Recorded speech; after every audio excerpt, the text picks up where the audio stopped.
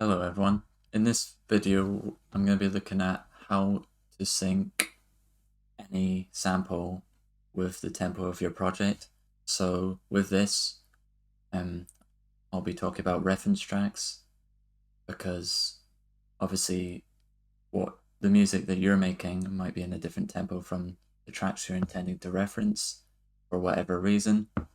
And I'll also go on to talk about how to apply the same technique to audio samples, just like 4-bar snippets, which you might want to actually use in your track. So with the first example, my project's at 127 BPM, so it sounds like this.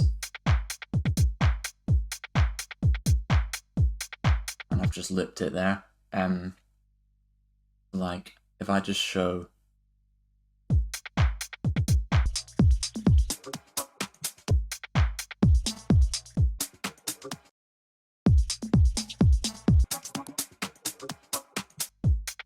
so that's my track. And these are like reference tracks, which are in different tempos. So this one's by Rossi, and it's at 130, and my project's at 127.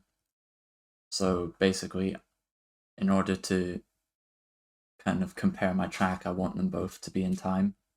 So that's where this would come in handy, because I'm going to want to be able to compare the elements without because how I flick through them is I MIDI map them to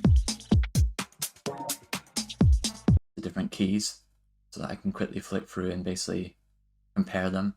And now I don't want them to be out of time. That's why I'd use this. So if I just find the same track, I'll show you how I'd get them in time. It is this one. So as you can already see, because it's a faster track, the next section, which is the kick, starts later, or earlier, sorry, because it's faster. It would be later if it was slower. So the way you'd get this in time is quite simple. Firstly, I'd hit warp. Sometimes it auto detects. It tries to work it out for you, but I'd hit warp. Then what I would do is I would zoom in and try and find like the first hit. So this is got a bit of, so you'd think maybe like roughly here. And you'd set that as like the very first point. So you're basically cropping so it hits on the first beat. And you can already see it's a lot better. But then you would hit warp from here. So now everything, if I just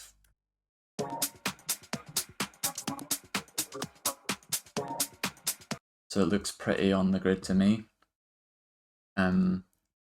But if in case this is, so it's done a pretty good job. Let's just zoom back in. But in case you haven't quite got the right point, you can check this by looking where maybe like another section in to see if it started to drift. And as you can tell, it's not hit exactly. So in this case, you can then find and adjust. So the warp marker, if you zoom in, you'd ideally want it there. So you can simply, I don't know why it keeps going off this. You can simply adjust it so the starting point would have been there. So if I just delete that and set warp from here, so that's the new marker. So if you're not exactly on the point, just adjust it so that the kick, when it comes in, is on the beat. And you'll see if I'm flicking between 2 and 3, because I used that as a reference track, so I just thought I'd use the same. They're in time with each other. And one way to tell if it's in time. It stays relatively in time throughout. Ableton does quite a good job of keeping it in time, but you can also maybe play like any section with the metronome.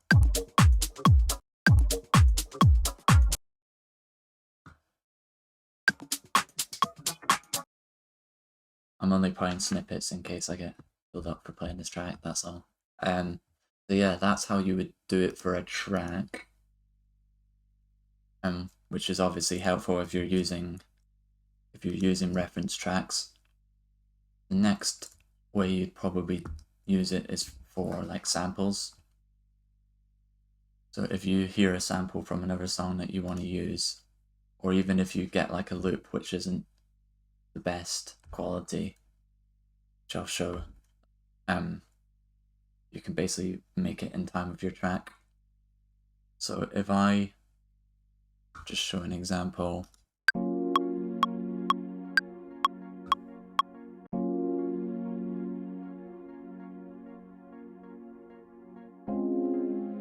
So if I'm looping this for 8 bars.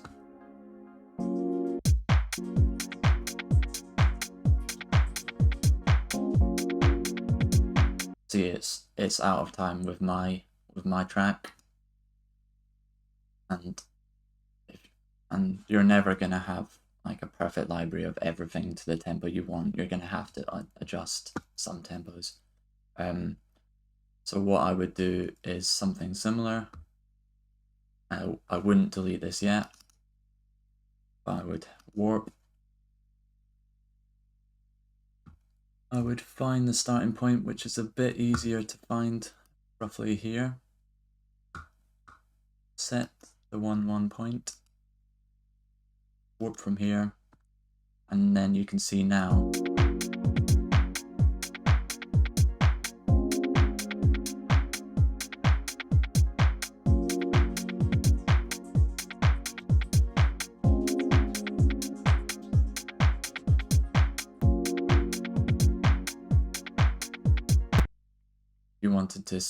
if you wanted to double its speed, because you've got like a perfect loop now, you could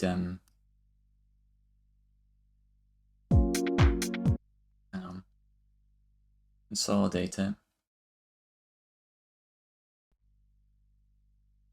and then time stretch it.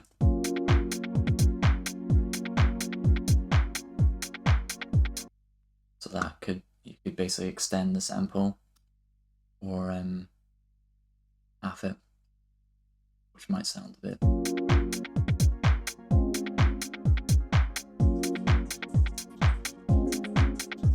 Sounds quite good, to be fair. So yeah, that's basically how I would time stretch samples. Finally, just to show an example of like a bad sample. So there's a provider which provides free samples called Breakbeat Paradise, and like occasionally a lot of the kind of samples they provide, that would be the first beat, but they include this space here, so you have to do a similar process. So if I just let's just get rid of that. You can tell it's like really clashing. Most loops you'd expect to be in time when you drop them in, but this is starting slightly off, and you can see like Ableton detects it at a weird tempo. Sometimes it attempts to warp it itself. So if I hit warp, I could do something similar. I could find this, which is clearly the first beat, set 1-1, warp, and I'll just take that off because that's unnecessary information.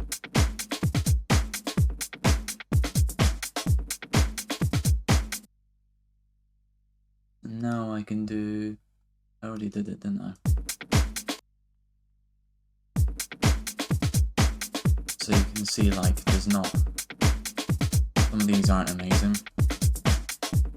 It's not done the best job at quantizing them.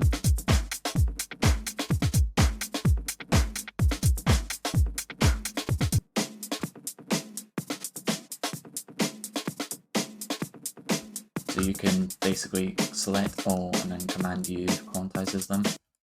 Or to make it more natural, you can simply just adjust the placement of a few of the notes, like the snare hits and stuff.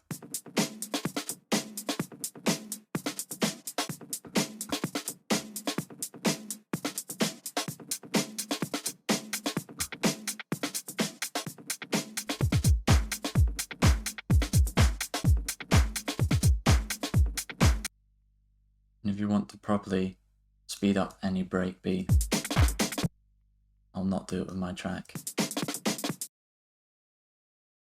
This is kind of where like drum and bass comes in. Like if you have it, take a breakbeat and you basically double its length or half its length, and go to like drum and bass breaks, that kind of style. So yeah, that's pretty much gonna be it for this tutorial on how to use warping to fit any sample or a reference track into your own. I hope that's helped some of you. I'm gonna leave that one there. Be sure to like, comment, and subscribe and all that stuff. See you in the next one. Don't erase none of that good shit in the beginning.